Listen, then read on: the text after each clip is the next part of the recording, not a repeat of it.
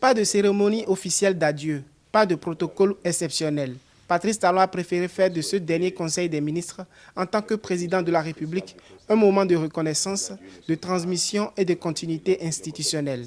Devant les membres du gouvernement, il a salué une décennie d'action publique qu'il a décrite comme exigeante, parfois titanesque, portée par l'engagement collectif et les sacrifices consentis au sommet de l'État.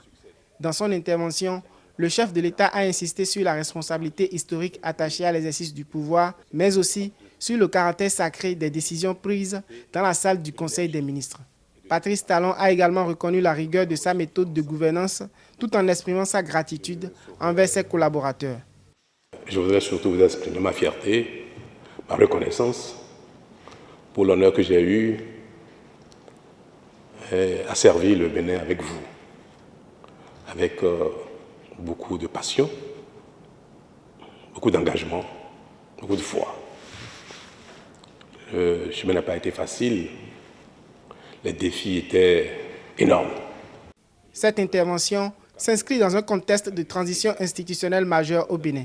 En 10 ans de gouvernance, le régime de Patrice Talon aura profondément reconfiguré l'architecture politique et administrative du pays à travers plusieurs réformes structurantes, parmi lesquelles la réforme du système partisan, la révision de la Constitution, la création de la Cour des comptes, la restructuration des finances publiques, la modernisation des infrastructures, le développement de zones industrielles, la réorganisation du secteur agricole, ainsi que l'instauration d'un Parlement bicaméral avec la création du Sénat.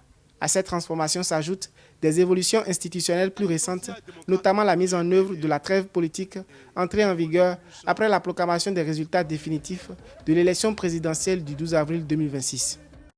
Ce que nous avons fait du mérite de nous tous.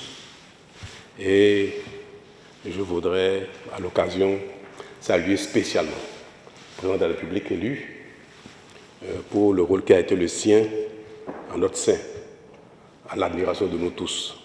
La trêve politique doit s'étendre sur l'ensemble du septennat et prendra fin 12 mois avant les prochaines élections générales prévues entre 2032 et 2033.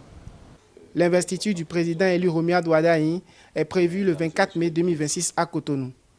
Le futur chef de l'État accédera officiellement à la magistrature suprême pour un mandat de 7 ans dans un contexte marqué par la poursuite des réformes institutionnelles, l'application progressive de la trêve politique et l'installation du Sénat.